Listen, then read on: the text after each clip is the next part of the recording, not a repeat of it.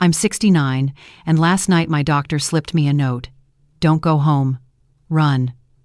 By midnight, I heard my own family whisper, "Power of attorney. Erase her." Then, at the gala, the man I buried years ago stepped from the shadows and rasped, "I never left your music.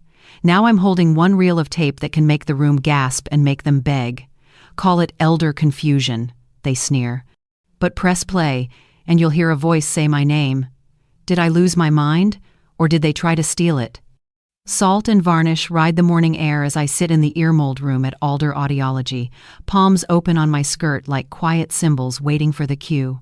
"Doctor, Quinn Alder's lamp makes a small sun in the mirror while dust motes drift like a private constellation. He lifts my hearing aids as if they are hatchlings, checks, contacts, toggles, programs, nods, recalibrates the world. I know his ritual better than some symphonies, yet something in him has drifted a half step off. His hands stay steady, his eyes won't hold mine. The vent hums. The harbor, 3 streets away, breathes a slow, briny measure, and the city keeps time the way a pit orchestra does, half visible, wholly necessary. Music still lives inside me like a tide. Even silence here has undertow. Quinn studies the display, then lowers his voice until it can hide inside the room's white noise. "Levels look good. Protect your ears, Mrs. Morrow. The city needs your listening." I smile like a properly grateful widow and reach for my purse. His knuckles skim the canvas of my old satchel, the librarian's companion I have carried across 3 decades of rehearsal rooms, and a folded card slides in as naturally as a breath. I pretend not to notice. Survival, at my age, is sometimes the art of not seeing until the door is closed. In that satchel live 3 anchors I do not travel without. First, my notebook of restoration logs, dates, HIS profiles, engineer slate markers, the stubborn handwriting of a woman who has argued with tape and time and won more often than not. Second, a reel-to-reel labeled Bellwether 14 amperes, its acetate cool against my palm, the project I nurse like a coal. Third, the engraved tuning fork Silas pressed into my hand the week before he died, marked A equals 440, a simple spine of sound I strike when the world drifts out of key.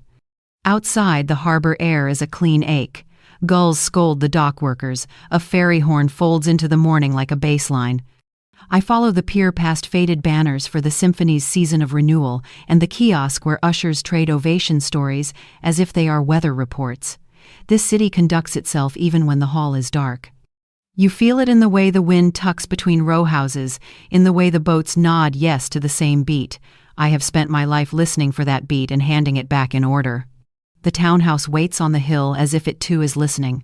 A glossy courier envelope leans against the door jamb like a tuxedo nobody asked for. Gala Grid VIP, Founder's Reception. Inside, the pipes sigh, the refrigerator clicks, and someone breathes too carefully in the kitchen. I set my satchel on a chair and follow the steam. Xander has lined up 3 mugs that do not need rinsing. He is rinsing them anyway, the way men do when they want to look busy enough to look kind. Priya stands at the window with wrists crossed, elegant as a museum label. Jade hovers by the pantry with a tin of tea and eyes that will not land. Priya gives me a smile drawn tight enough to hold a pin. "You must be so tired after your appointment. Why don't we handle the foundation notes?" Donors like young energy. She palms a folder and, for a breath, a registrar's letter flashes stamped in blue, too blue for our museum's sober stock, before she blends it back into the pile. Xander's forearm shifts, a dish towel rises, and the lip of a portable scanner peeks out like a guilty mouth before the cloth settles again. He taps the counter with 2 fingers, bright as a symbol. "Mom, there's a tech demo at the Maritime Museum tomorrow, provenance on chain. You'll love it," he says, overbright and eager to convert me to some shining ledger that claims to never forget. I step closer to Jade and choose the chipped mug that looks like a coastline. "When people talk too softly in your home, that's its own kind of loud," I whisper. Her shoulder leans into mine for one brave heartbeat. "Lemon?" she asks. "Yes," I say, because small sweetness helps steady the hand. I take the satchel upstairs to my Eve's room because stairs calm me the way scales once did. The study smells of shellac and pencil shavings. Out the small window, masts scratch lines on the afternoon like staff paper. When I retired from the orchestra library after 3 patient decades, the stacks sighed. I promised the scores I would still visit, run my finger along spines, reassure the margins they had not been abandoned. Restoration became my afterlife, coaxing notes through dust, sweeping sibilants into place, reminding room tone to breathe. Identity in that world is a chain of custody who touched what, when, and why. Lose one link, and the melody goes feral. Silas once called me a signal woman. He wrote a small piece with wind that keened and a bell that found me in fog. The week before the police found his car by the ferry, door open to rain, he set the tuning fork in my palm and said the note would find me faster than any map. I believed him, then learned grief eats the future first and returns for the past in careful bites. I keep extra plates for both. I mean to unpack the messenger's envelope, but the folded card tugs at my attention like a wrong note. I open it at the desk, beside the 3 anchors. 4 lines pressed so hard the letters bruise the pulp. Don't go back to the hall. Don't go home tonight. Run. The room tilts a degree, the way the harbor tilts when the tide remembers a different moon. I set the note beside the tuning fork and listen for the pure A inside my chest. Night lowers itself over the roofs. The house plays its usual lullaby, refrigerator breath, pipe tick, the long hush of tires on wet stone, and then another thin sound threads through the wall where the old vent climbs the stairwell. That shaft has always been generous with the weather and the mice. Tonight it is generous with voices that belong to my family. Priya first, velvet sharpened. Confused dates, she says. Erratic annotations. We can say the hand slips. We can say she misunderstands registrar procedure. Xander follows with a pitch he reserves for investors. Power of attorney reactivation, he rehearses. Continuity, confidence, scale. The board loves language like that.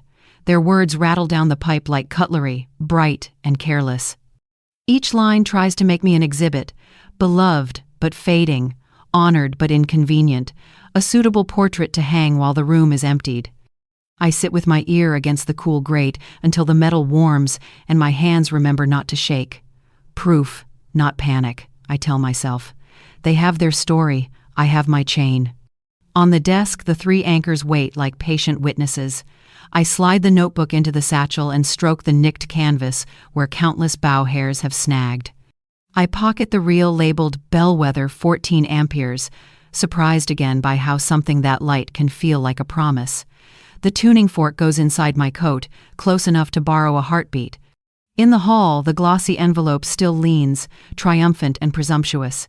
I set a penciled note beside it, gone walking, and take the keys so politely the latch barely speaks.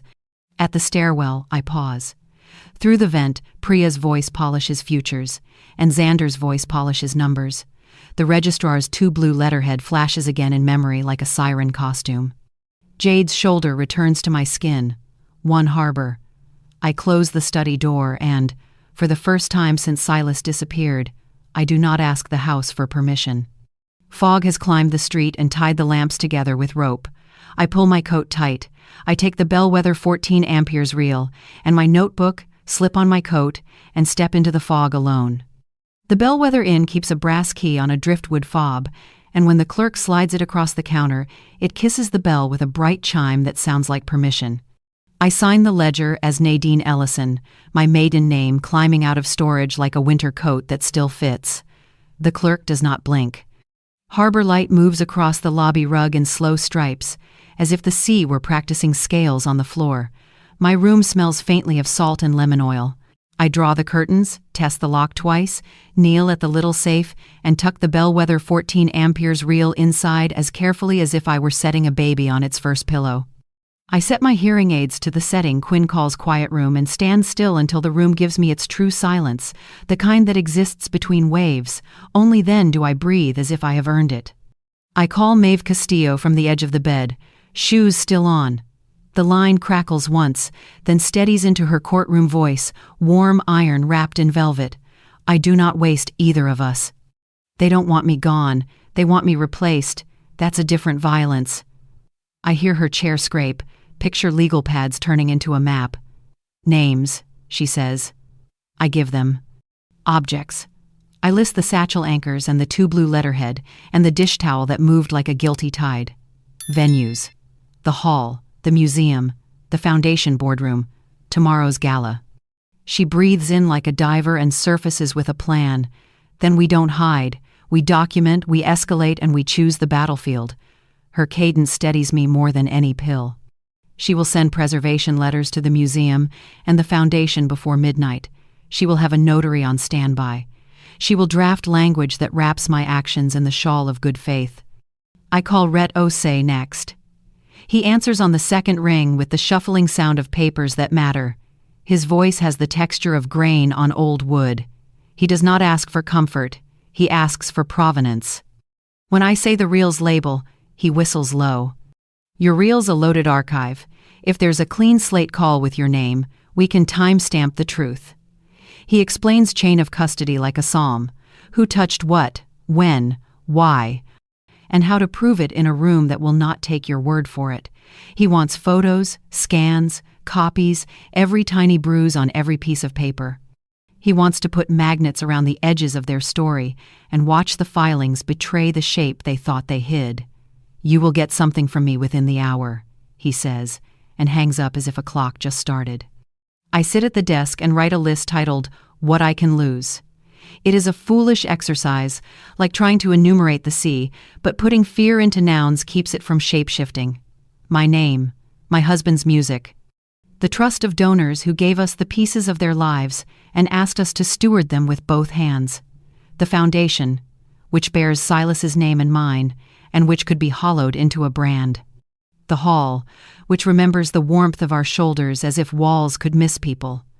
Jade, who is still a child and not a child, whose shoulder leaned into me today as if she were calling for harbor. A future in which the word widow means rest instead of target. My phone buzzes with Rhett's first drop. The files arrive like a dark tide. Date-stamped photos of Priya stepping out of a Tuesday motel, her scarf tucked into a coat that wants to be invisible, her hand closing around the forearm of a man Rhett captions as dealer. The second file is a scan of blue ink letterhead used to deaccession manuscripts, the blue as loud as carnival paint, the signature too smooth around the loops. The third is a clipped deck from a Gala Grid investor update, all glassy promise, a slide titled Special Sale Alignment, pinned to the calendar on the week of the Maritime Museum Gala. Arrows fly toward words like liquidity and provenance. A footnote in small print says pilot event will showcase newly secured manuscripts. Newly secured from whom? My stomach drops in the way an elevator does when you expect one floor and get another. I adjust my hearing aids and listen to the hush change color. The bellwether's walls keep their gossip to themselves. The surf hums like a far organ. A buoy answers with a modest clang. I set my phone face down so the screen light will not trick me into thinking I am not alone. Quinn's Quiet Room program dampens the world to a manageable gentleness, and for the first time since I left the house, I let myself lie flat, shoes still on, fingers laced across my ribs like a metronome I am trying to quiet. I have slept in archive rooms on worse furniture. I sit up and pull my restoration notebook from the satchel. The paper has the honesty of old linen. I turn pages until I find the marks that matter. Dates, his profiles, the engineer's slate callouts that tether a sound to a day. On line after line, he named me as if my name were a tool he needed. Nadine, hold. Nadine, roll. Nadine's mark confirmed. Hearing those words on tape is the opposite of vanity. It is simply identity speaking in a room that can no longer argue you were not there. I uncap a pencil and circle 3 anomalies, so clean I want to weep from relief. 1. Registrar blue that does not match our museum stock for any year I ever shelved. 2. A time-stamp chime embedded under the slate on bellwether 14 amperes, so faint you would miss it unless you have spent years listening for the breath between breaths. 3. A power of attorney copy whose fax header format is wrong for the year it claims to have been sent. Paper tells the truth if you give it a good light and time. For a minute I let memory walk. I picture Silas at the piano with a pencil behind his ear, tapping the eraser against the lid as if he were urging the instrument to confess an extra measure. When he was stuck, he would ask me to read him my notes from the library stacks, the way a painter might ask for clouds. Sometimes he would rest his chin in his hand and listen as if the catalog were a lullaby. He was not a saint. He was a man who could be careless with weather and meticulous with sound. He taught me to love the draft as much as the performance. He did not teach me how to be erased by people who claimed they loved him. Maeve calls back with the sound of progress in her breath. The letters are drafted, she says, and will be sent certified to the museum director and the registrar of the court by evening.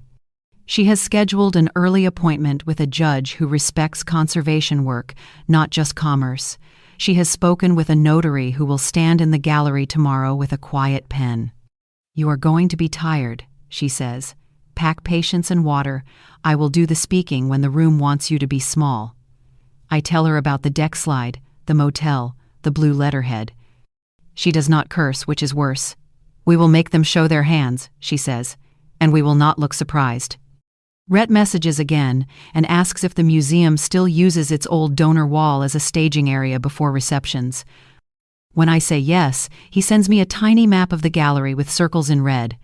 He wants me to stand where sightlines converge, wants Maeve's notary within 10 paces of the donor plaques, wants Quinn to help with a sound check under the pretext of a harbor acoustics demo. I send Quinn a short note asking if he can spare a late morning by the sea with wires and a decibel meter. He replies with a yes and a smile that sits like a small lantern on my screen. I pace the little room until my breath learns the corners.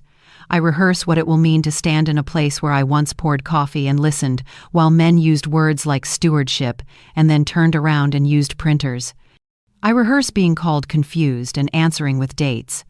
I rehearse my face when someone says we are protecting her legacy. The kettle on the dresser compliments itself, and I pour hot water over a hotel tea bag that tastes mostly like warmth. Out the window, the harbor puts on its evening jewelry. Somewhere a saxophone tries a scale and misses a note with such sincerity, I want to send them the fork. At 9:13, my phone lights again. Rhett has sent a single screenshot that does not need a caption. A closed channel chat, usernames blurred except for the one we already know as Dealer, has posted a photo of a donor's annotated page on a hotel bedspread. The watermark is clumsy. The caption reads, "Provenance locked via Gala grid. There is a price. There is a handshake emoji. There is a time that is right now." I feel my lungs forget their job and then lurch into it again, like someone who slipped in a wave and stood up salty and furious. The forced pursuit button clicks into place inside my chest. This is not rehearsal. This is midstream theft wearing the word secure like a rented suit. There is no more polite corridor where I can speak softly and be granted an appointment. There is only a room with marble and light and people who like to be seen, and a sound that will not apologize for existing. I forward the screenshot to Maeve without a message because the picture has already testified. I forward it to Quinn with a single line, "Sound check matters." I forward it to Rhett with the words, "You were right," and the words, "I am ready." I open the safe to touch the reel with 2 fingers, the way a person might touch the back of a sleeping child. I close the door and test it again. In the mirror, I look like a woman who has checked into a harbor hotel to wait out bad weather. I am not waiting. I am loading. The city outside pulls its fog up over its shoulders like a shawl. I pull the curtains and sit on the bed with my notebook open on my knees, the page lit like a modest stage, the pencil a baton. Tomorrow I will walk into a room that thinks it owns applause. I will bring sound. I will not go alone. We go public at the Gala.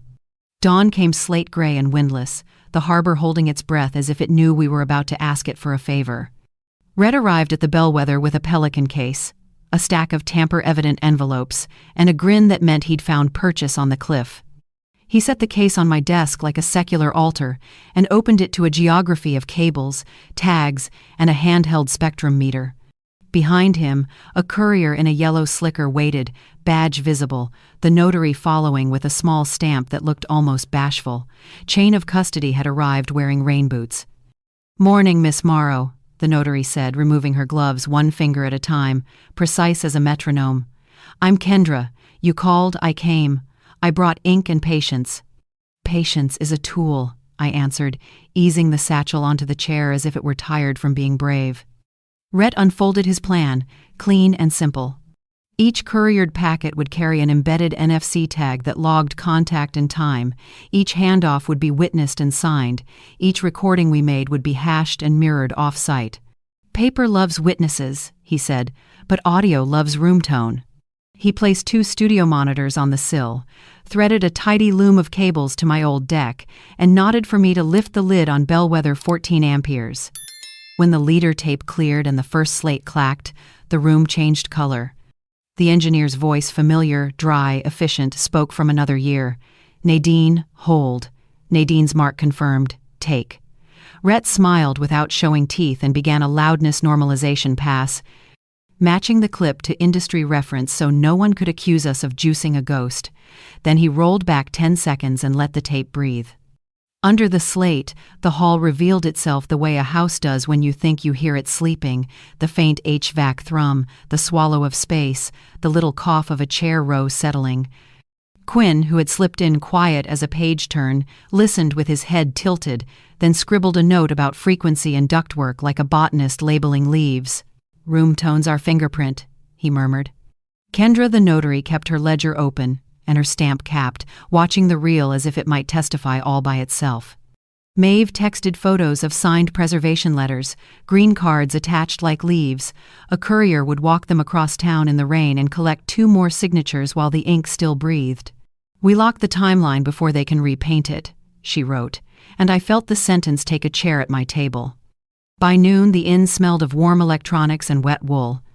Rhett sealed the first envelope, pressed the NFC tag with his thumb until the phone chirped, and slid the packet into Kendra's reach for a neat rectangle of ink. We made 3 more, because courts like patterns. My phone buzzed on the headboard with a number I didn't know and a name I did. Jade. The text came in chunks like someone whispering through a door. "They're prepping a narrative. Confused, erratic, plagiarist. And, if it blows up, they'll say, 'I tried to impress you by forging.' I'm sorry." I typed, "Where are you?" "Come to the inn. We'll get you cocoa and a lawyer." 3 dots, a long breath, then, "Not safe yet." Phone watched. I wanted to send anger. I sent steadiness. "You are not the story they're writing," I texted. A tiny heart bloomed beside the bubble and went still. Rhett, who reads rooms like some men read weather, pretended not to notice my hands. He handed me headphones and said, "Let's confirm the hall." We compared the clip to archival test tones from that season, lining waveforms and decay tails the way a conservator aligns seams. The match wasn't merely close, it was the hall clearing its throat and saying its own name. Quinn grinned and wrote down duct dimensions as if he were sketching a family tree. Kendra stamped, the courier signed, and the timeline got a backbone. By late afternoon, I had the kind of tired that feels like clean linen. I swapped jackets, tucked the phone in my sleeve, set the recorder to automatic, and walked down to the wharf where tourists pretend they discovered chowder. The cafe at the end of the pier is glass and steel, loud with cutlery and modest ambition. I let Priya see me in the window first, then pretended to be surprised when we collided at the sugar station. We made a small choreography of apologies. My phone watched from the sleeve like a patient stenographer. "Big week," I said, stirring nothing. "The gala," she returned, smile lacquered thin. "I'll be there." Her eyes measured me as if I were a specimen. "We'll unveil our archive," she said, the pronoun polished until it reflected only her face. "Funny word," I answered. "Our." Priya's smile hiccuped, an 8th note rest where there should have been legato. She leaned in, silk over steel. "Nadine, you're revered. You don't want the public to see confusion in your margins." I restored those margins in the dark when no one else would listen. She reached for a wooden stirrer and snapped it clean in 2. "You've always been excellent at caretaking," she said, as if the word were a handkerchief. "Excellence travels poorly without credit," I said, and let the sentence sit between us like a careful glass. A gull shrieked outside as if hired. Priya recovered quickly, smoothing her voice until it slid. "Investors adore unity," she said. "Families too. We parted like diplomats who have agreed to disagree in identical chairs." On the walk back, the recorder app wrote our civility into bits. Rhett listened at the inn with the patience of a violin maker. When the word "our" landed, He stopped and rewound twice. She flinched at R. That's possession. He noted the exact time code and added it to a list labeled triggers. Kendra initialed the log. Quinn pointed out the cafe's compressor hiss and how it briefly masked her inhale before the word. Masking is a kind of confession, he said, amused at the irony. Maeve arrived with rain on her coat and a printer's worth of letters in her bag. She read the transcript and then looked at me over the pages as if measuring my spine. You were steady, she said. Steady cells. I could feel the steadiness like a small pilot flame in my throat. The afternoon thinned into a cool blue, and the inn lamp made a tame sun on the carpet. Jade messaged again from the same secret account, shorter this time, as if saving syllables might save her. Dad's printing things, she wrote. Mom practicing registrar tone, clarifying. I sent a single ear emoji and a heart and put the phone face down so I would not beg the screen to protect her. To keep from pacing, I told the room the story of Silas the way a person tells a fairy tale to a child who cannot sleep. We met in the old hall's north stairwell, where bad weather collected and sound behaved. He laughed with a cough in it, like a clarinet clearing its throat between phrases. He called my handwriting decisive and my silence expensive. The night before our first winter concert, he pressed the tuning fork into my palm. Warmth traveled into the bones, as if A equals 440 were a lantern. If you ever lose me, he said, teasing, ask the note. It never lies. He died, or said he did, and still his shadow keeps conducting me from the far end of empty air. I do not know whether to bow or throw the baton. Even so, I keep the fork near and strike it softly when I need the room to tell me where true lives. Around dusk, Maeve's phone lit the desk with a donor's name I trust, like an old map. He had forwarded a thread of emails in which Priya had clarified my confusion about 2 premiere dates, CCing junior staff as if she were teaching a class. The problem for her was simple. My notebook shows a correction request I submitted 3 years earlier, initialed by the same registrar, on paper the precise sober blue our museum actually uses. Date stamps sat there like small lighthouses. A scan time, an intake time, a posted notice time. We printed the chain and Kendra stapled it once, square. I felt something inside align. A shelf bracket tightened after years of sag. A date will do what rhetoric can't, Maeve said. It stands there and refuses to move. Outside, the harbor lights stitched themselves across the bay. Inside, we pressed our edges flat and wrote our names where names belonged. Jade texted a final time before sleep. I'm saving screenshots. Don't be mad. I'm scared. Brave is scared with a hand to hold, I sent, and put the phone under my pillow like a relic. Tomorrow's trap would be public. Tonight's mercy was private. Tea, tape, signatures, and a reel sleeping in a safe. I lay back, listened for the building's breaths, and felt the city lean toward note I planned to strike. By late morning, the harbor wore a crisp blue sheen, and the Maritime Museum glittered like a ship polished for launch. We met in a service corridor that smelled of wax and rope. Maeve with folders and a calm jaw, Rhett with his pelican case, Quinn with a coil of cables, and me in silk black with my canvas satchel hugged close. The plan was simple, brave, and legal. Quinn's public harbor noise study would justify our connection to the PA. Rhett would seed a time tone from my master into the house intro track. Maeve would post a notary by the donor wall. Rhett knelt beside the rack and worked with the quiet confidence of a luthier. He looped the reference tone under the welcome music, just beneath the threshold where donors hear only velvet. It's a watermark, he said, a truth hidden in plain sound. Quinn lifted the museum's hand mic, tested it with a soft consonant, and mapped the room's reflections in his head. I slipped the tuning fork into my inner pocket and felt its cool spine press against my ribs. The reel remained in the safe at the bellwether until the last moment. My notebook rode in the satchel like a warrant. Kendra, the notary, arrived in a slate suit that made authority look kind. Maeve walked her to the donor wall and pointed to a discreet pedestal beside the engraved names. Here, she murmured. You'll witness handoffs, reactions, any documents waved about like flags. Kendra uncapped her pen and stamped a test page, neat as a measure. Maeve squeezed my hand once. Breathe from the low notes, she said. No swagger. Truth travels better in flats than in sharps. I nodded, remembering how librarians walk stages, present, invisible, unwilling to let a single page go missing on our watch. By sunset, the museum glowed like lacquer. The main gallery had been transformed into an expensive harbor. Varnished wood gleamed, ship models rode glass seas, lanterns floated above linen like captive moons. A quartet in soft black reiterated agreeable barcarolles, while servers rehearsed their smiles. Donors glittered in the practiced way of people who sponsor wings. I moved among them as if I had a cup to refill, wearing a dress that knew when to keep a secret. My satchel hung from my shoulder, modest and stubborn, the way old tools attend new ceremonies without apologizing for their age. Xander took the small stage beneath a banner that promised transparent futures. He wore his investor smile, the one that asked a room to forgive him in advance for enthusiasm. Slides bloomed behind him, chains, locks, tidy arrows. He tapped the clicker like a conductor. "Friends," he said, "imagine provenance that cannot be faked, immutable provenance."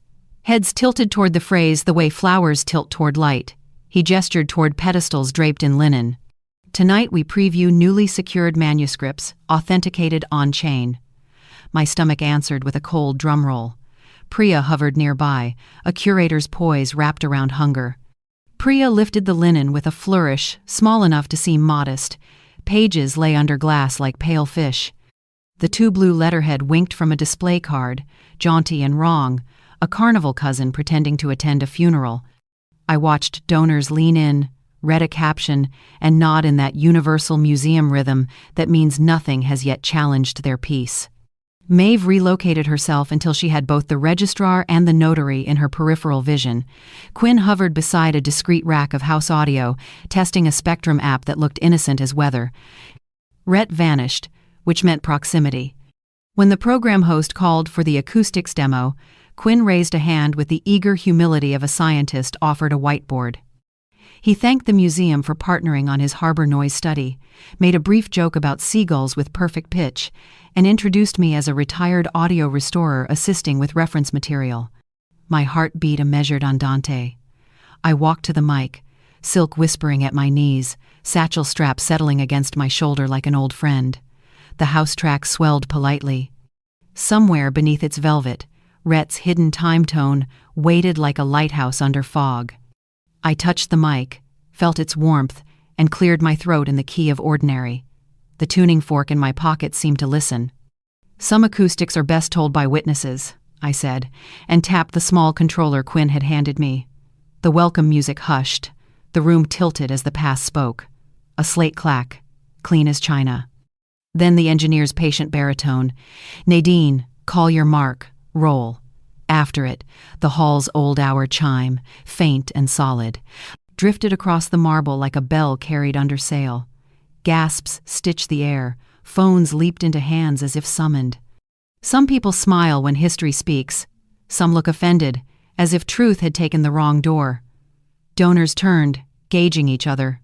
The registrar's face blanched the shade of paper left too long in sunlight. Priya moved faster than etiquette. She hissed, "Turn it off." Her voice sounded like silk torn by a nail. I kept my hand near the controller and spoke into the suspended hush. Some truths are stamped in sound. You cannot erase a voice you never listened to. Even the quartet at the back stopped mid-phrase and stared. Maeve leaned toward Kendra and said, "Document every reaction. This is the moment." A low murmur gathered like rain. Someone clapped, startled by their own hands. A trustee cleared his throat into a napkin. Rhett, invisible, rode the faders only in his mind. The room needed no help revealing itself now. A donor I have known since she wore her hair like a flag peered at the display card and frowned. "That blue," she said to nobody, "is not ours." The registrar's fingers twitched toward her bag, then away, as if the right stationery might materialize if she waited.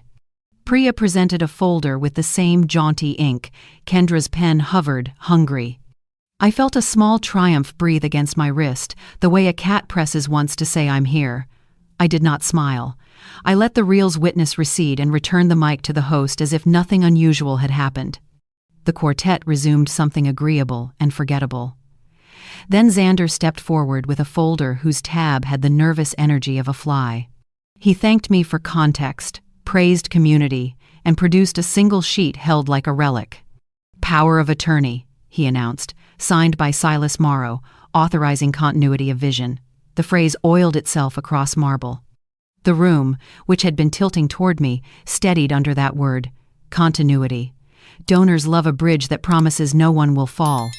Priya relaxed a quarter inch. The registrar found a face to wear.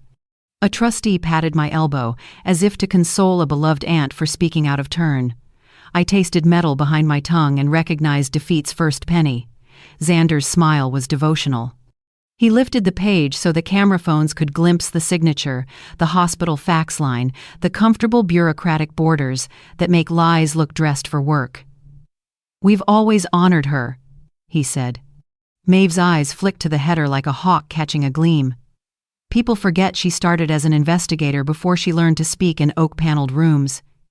She shifted so the page's corner met the pendant light. Numbers sharpened. The fax line wore a timestamp format the city hospital abandoned the spring before Silas disappeared. My breath stalled, then found itself. Maeve did not move her mouth, but I saw thought step into place. Rhett caught my eye from the sound rack, lifted 2 fingers a fraction, and shaped a single, silent phrase. Not yet. We would need the calendar, not outrage. Xander spoke of stewardship and modernization, laying planks across a river of doubt.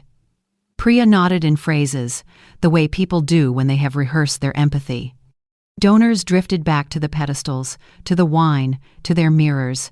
For an instant, I stood marooned on a sandbar the tide had abandoned.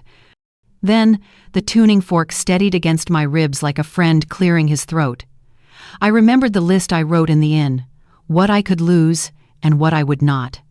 I arranged my face into the neutral grace of a librarian and let the room read me wrong. Maeve drifted to Kendra and murmured something that made the notary's stamp sit ready as a lifted mallet. She steered the registrar closer to the donor wall under the pretense of complimenting an engraving.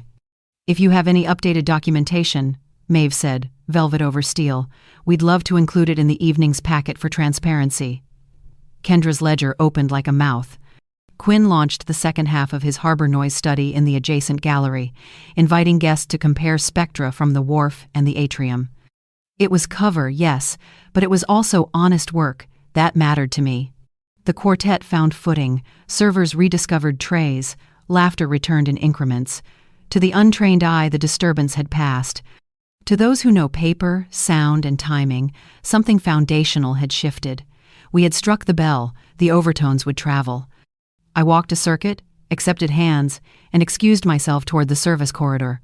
Rhett met me halfway, eyes bright. "They blinked," he said. I nodded and touched the satchel. The reel would sing soon, but tonight we had planted a seed, the fax line that didn't belong. We carried it out like contraband patients. From the service corridor, a back door breathed and swung wide, and a man stepped into the spill of gallery light. Older, thinner, the hitch in his left shoulder I had patched with heat packs and jokes. The room pitched like the harbor at springtide. Conversation slid, glasses clicked, then held their breath. He raised a hand, almost apologizing, as if he had tracked mud onto a floor he built. "Nadine, I never left your music. Only the room," he said, voice hoarse, shaped by years that had rubbed it dull. "You were dead," I managed, and felt the tuning fork press cold against my ribs, as if A were remembering how to find me in a storm. "I was hidden. The patron with the smuggling network, remember? They threatened the archive. Federal handlers kept me underwater. I signed papers I didn't read." His eyes begged me to recognize the man inside the wreck. A hospital, a fever, a clipboard. I thought I was buying time for the scores. The hall seemed to draw back an inch, like a tide that exposes rock. My shock rose, cracked, and tipped into anger so clean it tasted like metal.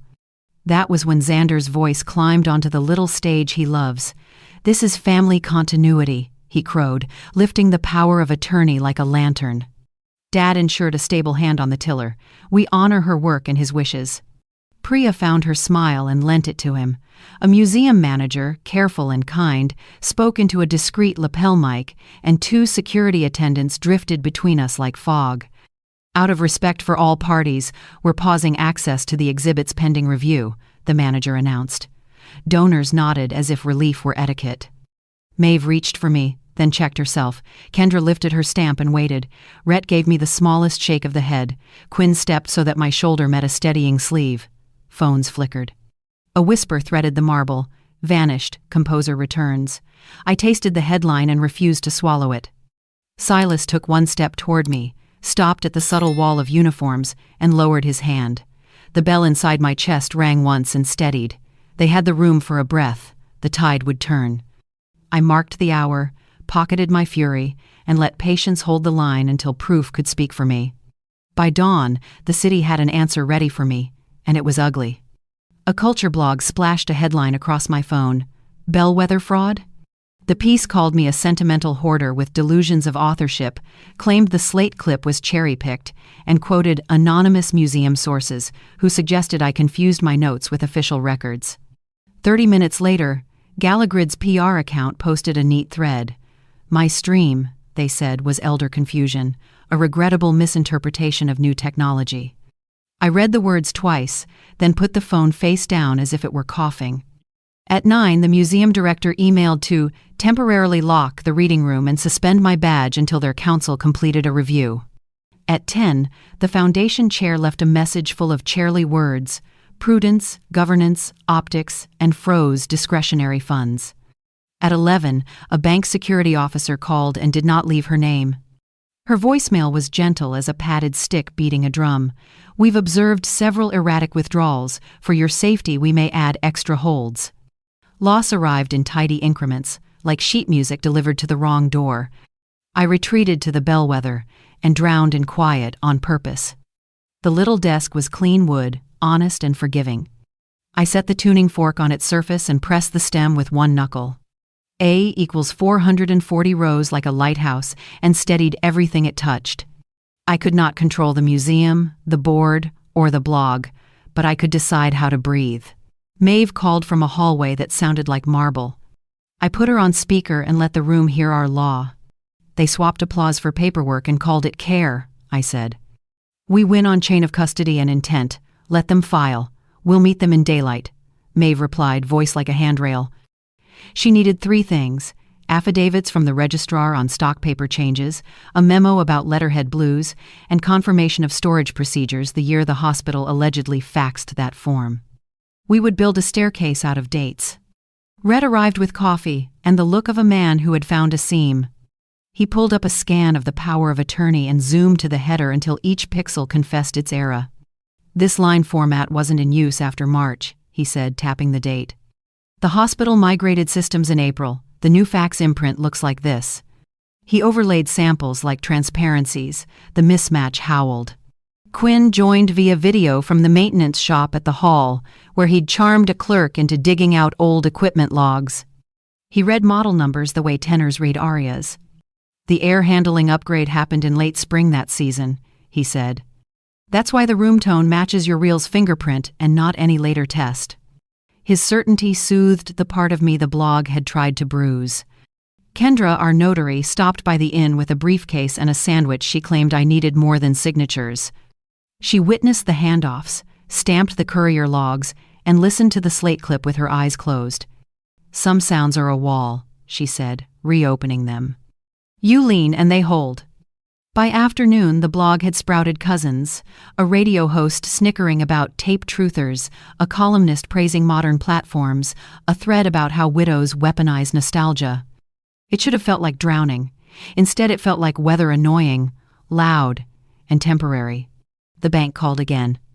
This time, a man read a script about unusual activity and suggested a wellness check. I pictured a brochure that smelled of antiseptic and was proud of itself. I'm well, I said, and I'm documenting. He hesitated, then asked for a callback number for my son. I hung up and pressed the fork to the desk again until the note drowned the tremor in my hands. Maeve arrived with copies of draft affidavits for the registrar to sign. We reviewed the history of letterhead blues the way botanists review leaves. The museum had used sober navy, then slate, then a deep gray. The carnival blue in Priya's packet belonged to no calendar we recognized.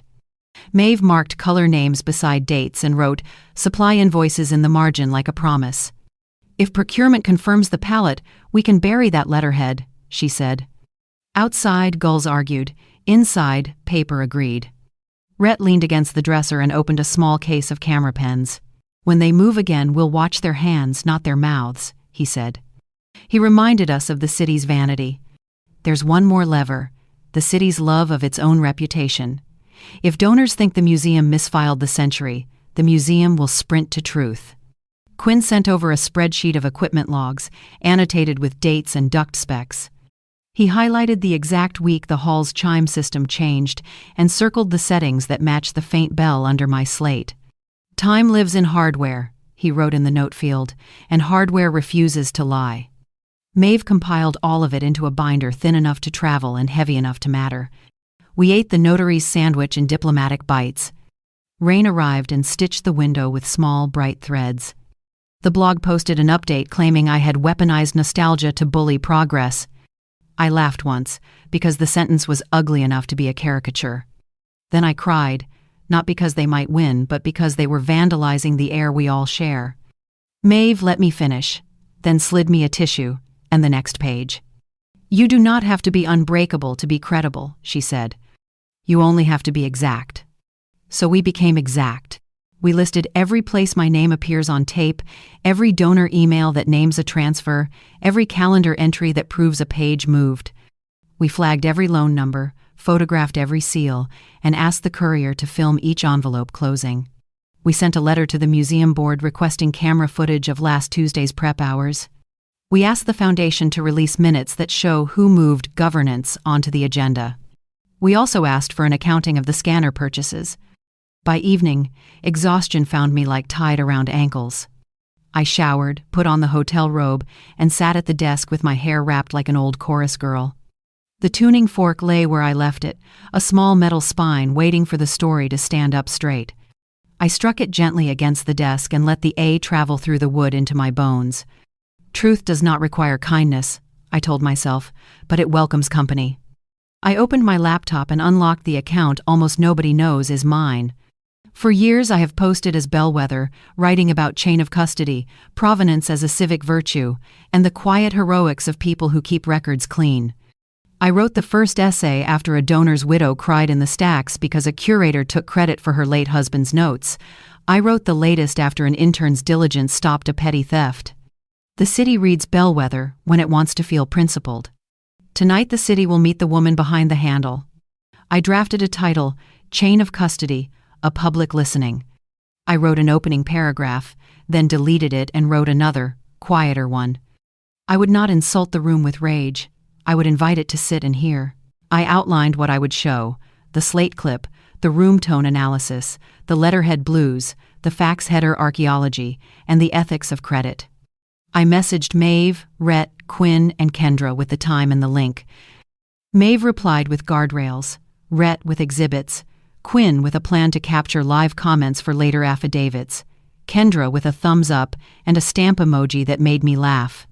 Before scheduling the stream, I called the one person who could still split me like firewood. Silas answered from a number labeled, unknown, breath rough, sentence careful. He apologized for the avalanche he had kicked loose by walking through a door. I let him finish, then told him I was going to speak in public and that I would not varnish anything. He said he would listen, and that if called he would testify about the clipboard, the fever, the papers he signed without reading. I told him that testimony mattered, but that showing up mattered more. He breathed once as if taking a pitch, then said, "Do what you were born for." I scheduled the stream, set the thumbnail, and stared at the countdown until the number turned honest. I would risk shame. I would not surrender truth. Night presses against the bellwether windows like velvet with a weight to it, and I sit very still on the bed while the radiator whispers the old waltz of steam. I play Silas's last voicemail again, not because it helps, but because the grain in his voice keeps me from splintering. He is alive. The thought moves through me like a storm front. I let it pass, let it claw, let it drain. I tell myself the unhandsome truth. A small part of me wished he had stayed dead, because grief is simpler than betrayal, and simplicity is such a tempting drug. I sit with the ugliness until it loses its teeth, then reach into the satchel, touch the tuning fork, and press its stem to the desk. The A finds the wood, and the wood finds my bones. The note is a measured, faithful thing. It does not negotiate. When the room stops spinning, I lay out my notebook, the little USB interface, a clean legal pad, and 2 pens that will not betray me by stuttering. If the world insists on calling me confused, I will answer in chords of proof, and I will do it in front of anyone who cares to listen. Quinn calls first. He wants to verify the audio chain from microphone to capture to export so that every skeptic meets a clean breadcrumb trail and goes home hungry. We test the interface, the clocking, the gain staging. He sends me a tiny file containing the hall's pink noise signature from the year my reel was born, and we line its shoulders against my room tone until the match is not arguable, only audible. "Leave headroom," he says. "Let them hear the breaths." I promise I will, and he laughs softly, a scientist blessing a choir. Red arrives in my inbox with slides that do not posture, they demonstrate.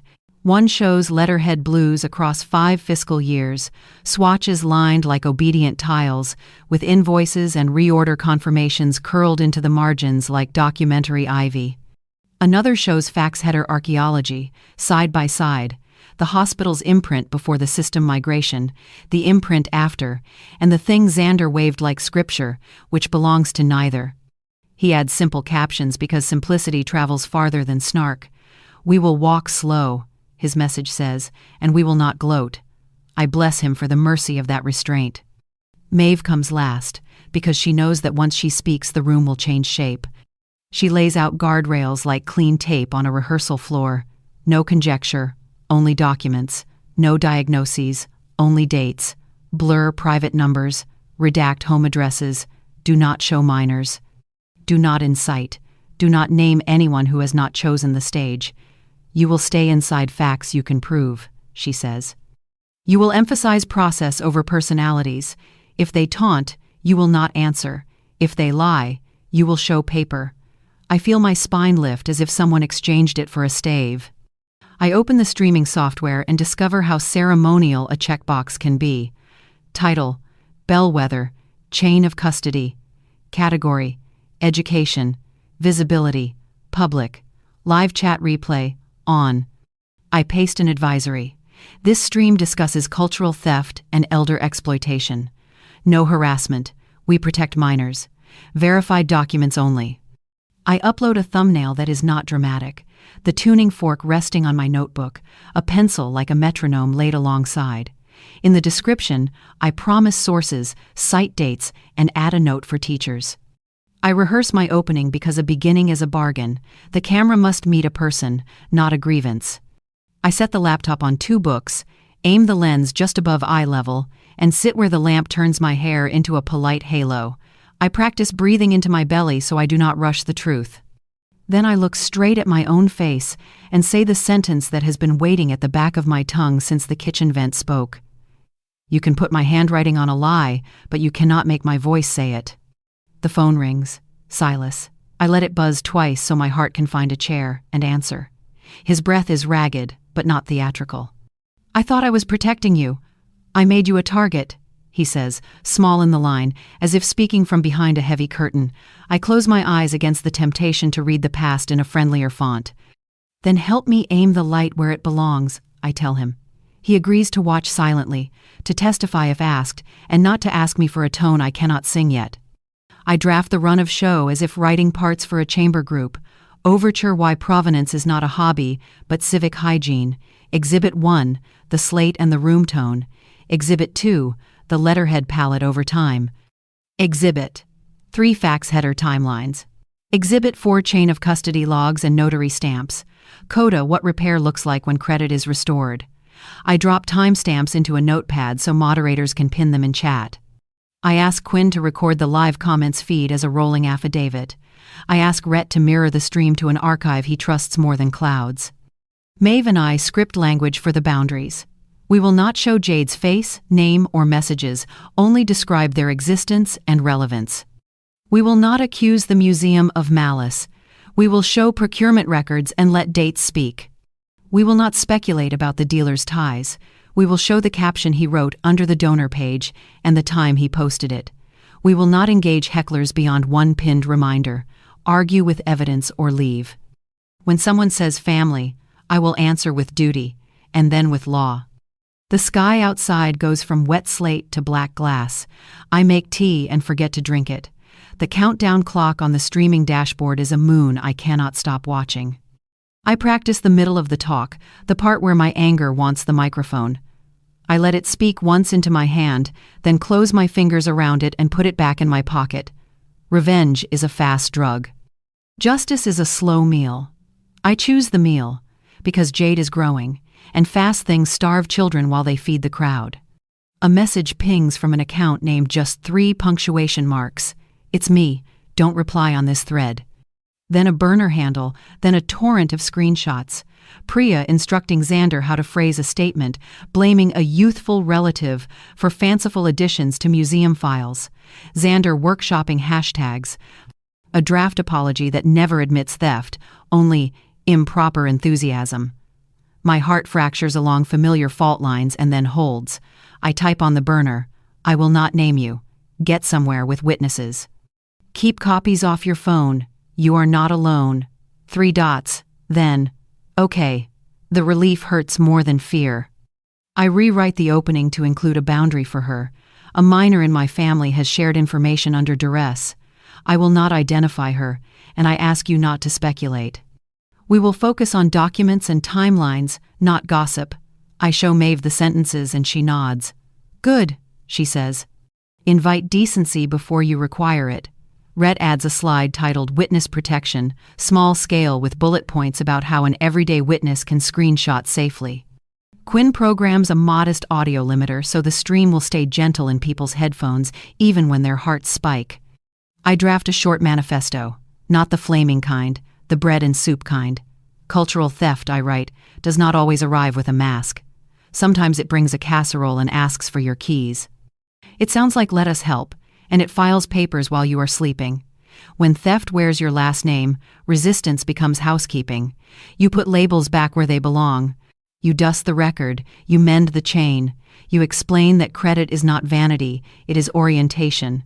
Without it, we get lost and start pretending that the lostness is the map. 10 minutes to start. I plug in the Ethernet cable because faith is not a network strategy. I test the backup battery, the phone hotspot, the second laptop Rhett lent me as a failsafe. I set the notary's stamp in frame on a table, not as theater, but as a promise. I put a glass of water off camera and a stone on my notes to keep my hands from fluttering. I strike the tuning fork once. The A pours through the wood, through me, into the room. The note says, pace yourself, the truth can walk. 1 minute. The dashboard ticks in a square voice. I think of the students I taught to listen for breaths between notes, the donors who pressed crinkled letters into my hands, the librarian I was when the hall still smelled like wet wool and courage. I think of Jade, watching from somewhere with witnesses, and send her my steadiness the way lighthouse keepers send theirs, without asking anything back. I look into the lens until it looks back like an eye I trust. The counter flips to 0. I lift my chin, rest my palms, and I hit go live. Harbor dawn lifted like a slow curtain, and the water sent a hush through the window as I clicked start. The chat counter ticked upward in shy numbers, then rushed like gulls when bait hits the tide line. I breathed to the bottom of my ribs and spoke in the careful cadence I used shelving parts in the library. We will begin with what a slate call is, and why room tone matters more than bluster, because sound remembers. I pressed play. The engineer's baritone stepped out of the speaker exactly as it once stepped out of the hall. Nadine. Hold. Nadine's mark confirmed. Take. Under his voice breathed that old space. The faint air handlers, the chair row settling, the honest swallow of distance. The chat unfurled with tiny hearts and names I knew and names I cherished without ever meeting. Musicians typed measure numbers. Donors sent bless yous. Students wrote, I am learning how to listen. Grandmothers told the room they kept shoeboxes of programs beneath quilts, and tonight the paper felt heard. Now, I said, here is the registrar's blue you saw under glass. I held up swatches, year by year, the sober navy, the the slate, the deep gray, and then the carnival imposter. Rhett's slide appeared beside my face, invoices nested like patient receipts. Maeve's voice entered as a cello line. Context, intent, benefit, the anatomy of charitable theft. She said, "Forensic details matter because people do." 1,000 yeses poured down the chat like warm rain. Rhett took his turn and split the fax header from the power of attorney like a bad seam. He showed the hospital's imprint before migration, the imprint after, and the orphan the camera flaunted at the gala. "Impossible to reconcile," he said, and let the date speak until even the hecklers slowed. The stream swelled like tide against pilings. I watched the viewer count climb past any number I had ever called possible. At that crest, my burner pinged, then my public chat, then the call interface. "They're saying I did it to impress you. I won't be their alibi," Jade texted. I answered with one sentence, "You are seen." Then I pressed accept. Her video opened on a face trying to be brave and a ceiling light that was too bright for night. Her voice shook, the way a new bow shakes and still finds tone. "Grandma, I'm sorry. They said no one would look closely at blues," she said, palms up like proofs. "You looked closely. That's why you're here now," I told her, and the chat sent calm across the screen. She read messages from Xander, timestamps intact. Worst case, we say it was Jade's prank. Another thread showed Priya coaching language about youthful enthusiasm and unfortunate embellishment. I let the silence work, because silence is a door evidence prefers. Maeve entered frame beside me and thanked Jade for courage, then explained witness safety in 3 human sentences. Rhett mirrored the screen to the archive and watermarked the recording in real time. Quinn captured chat flow with a time-stamped transcript, the way tide tables capture breath. Half an hour in, my inbox flashed the registrar's address, and my breath stalled until I saw the attachment. A statement, on correct paper, with sober ink, clarifying that no deaccession was authorized for the pages under glass. I read it aloud and set it beside the swatches so the room could feel the weight of right color. The chat posted thank yous that sounded like prayers for librarians. Then a name appeared I had not seen since the hall still kept coffee in tin canisters, the former audio engineer. He wrote, "I recognize my own slate cadence. That was me, and yes, I will testify." I swallowed the small stone that rose in my throat and thanked him by his first name. Maeve muttered, "Good," and added his contact to the witness list while the chat applauded in letters. Predictably, Xander requested to join, and I let him, because Sunlight is a fine editor. He arrived in a tasteful shirt and an expression that tried to borrow grief. He said the words every consultant teaches: elder confusion, conspiracy, grief, transitional strain, modernization pains. Then he attempted to pivot to love. I answered with his voice from the Gala, the clip where he declared immutable provenance while the real contradicted him by simply existing. The room heard the echo and did the arithmetic all by itself. Xander asked why I would attack my family.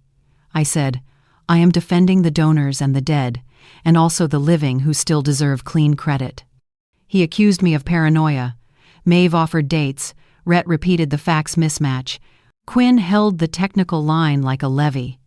Jade watched silent, then typed, I am safe, which sent a private weather front straight through me. Allies rallied without being asked, as if the city had been waiting for a pitch to hum against. A high school music teacher posted a classroom video where children raised hands to identify room tone. A conservator displayed a book spine whose repair notes matter because names matter. 2 ushers described the way a hall learns your footsteps and is sad when you do not come back. A modest donor admitted she once hid a program under her coat because she could not bear to leave it behind. The stream became a porch where strangers passed water and witnesses. Quinn raised a finger the way surgeons do when the next motion matters. He asked for 10 quiet seconds, and the chat complied as if someone had called a blessing. He overlaid the hall's hourly time chime he captured last month onto the faint bell living under my slate. They locked together like 2 hands remembering each other. Then he placed Priya's memo date on the timeline, earlier than the installation, and let the contradiction ring. Everyone could hear it, the bell that did not exist yet ringing beneath a past it supposedly inhabited. The lie bent audibly, and the room believed its own ears. Xander tried another pivot, this time toward reconciliation, toward let us heal privately, toward civility as smokescreen. I said we could be civil after the books were honest. He said, lawsuits hurt communities. Maeve said theft hurts futures. Rhett said dates do not bruise. Quinn invited viewers to pause and listen to the room tone one more time, the way a choir finds home before singing again. A reporter in the chat asked permission to quote, I said yes if they linked sources and kept minors unnamed. Within minutes, the city's paper posted a breaking banner, then a headline that landed like an oar, Voice Beats Inc. I felt the harbor tilt back toward level. I thanked the viewers for lending patience to proof and asked them to spend their anger on policy changes, not people. Maeve explained how boards can publish deaccession logs and require dual signatures for all registrar communications. Rhett walked through a simple community checklist for provenance, a neighborly version of what we had built tonight. Quinn shared a link to a public domain primer on room acoustics for teachers and young engineers. I promised to donate clean copies of my restoration notes to the archive once the court recognized them as mine. Jade stayed on the line, breathing, then asked if she could say one thing without names. I nodded, and she said that love without respect is just entitlement, and she had confused the two. She said she wanted to help other teenagers keep receipts when adults begged them to be accomplices. I told her I would stand between her and any storm I could see coming, and the chat became an umbrella. Maeve reminded everyone that minors deserve extraordinary courtesy, and the moderators removed 2 speculators before they finished typing. We closed with a small liturgy of repair. I asked the museum to post procurement histories, the foundation to restore my access, and the board to hire a third party to audit custody.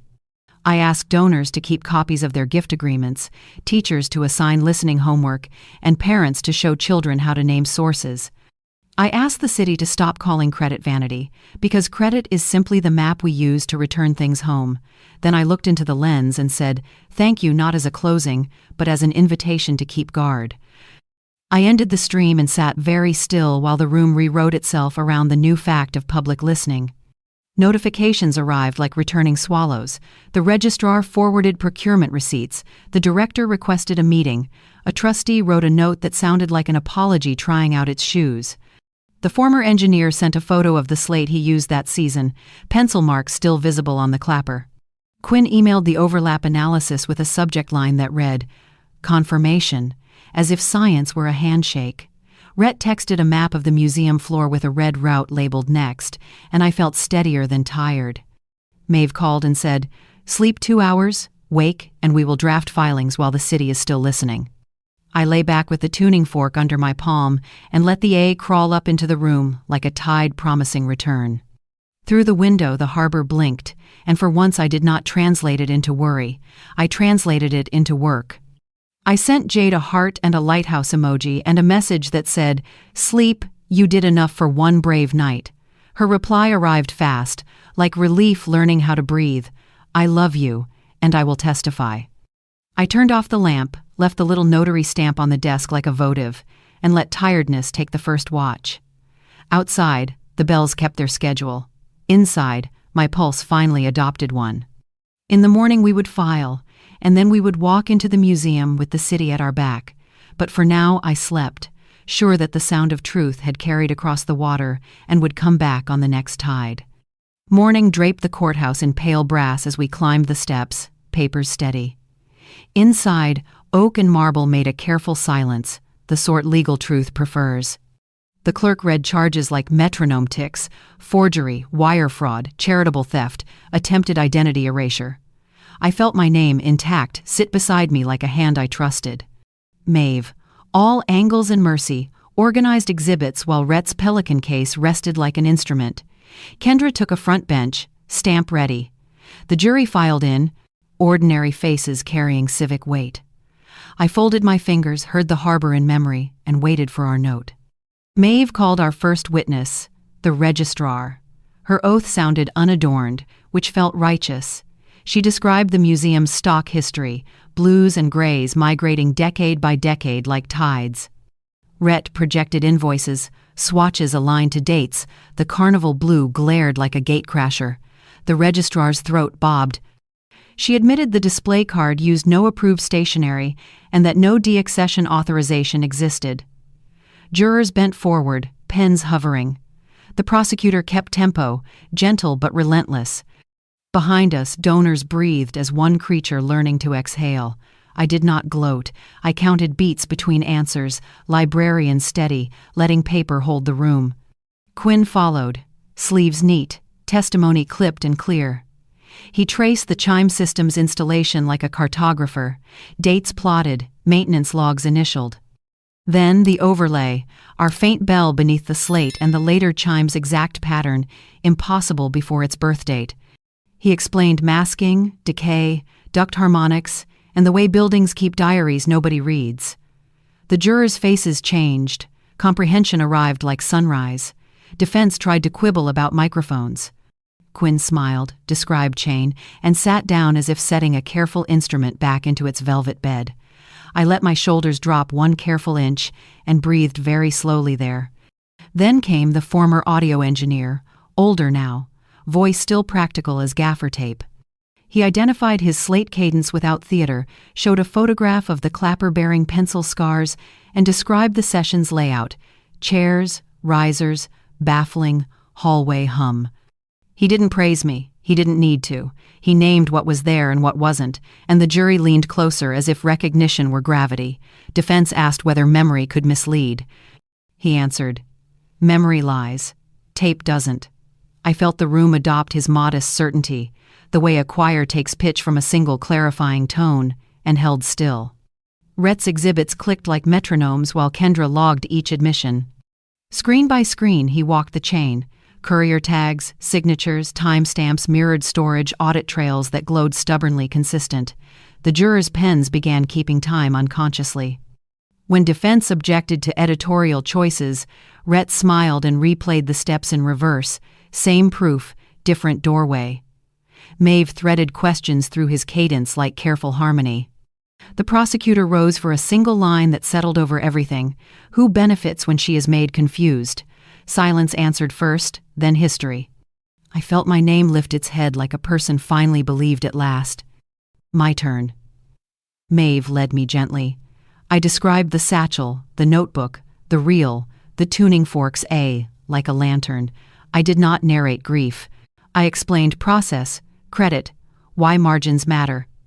When asked what being called confused had cost, I answered simply, students, donors, sleep. The prosecutor asked, again, who benefits when she is made confused? I said, anyone who needs my silence to sell what isn't theirs. My voice didn't rise, it steadied. The jury watched my hands, empty of anything but air. I let the air work. Sometimes the most eloquent document is breath held together. They called Silas. His hands trembled around the rail, but his spine stood up. He admitted the sickness, the handlers, the sloppy clipboard, the signatures he did not read, the fear he mistook for prudence. He looked at me and said he had failed me, and then faced the jury and said concealment had failed them too.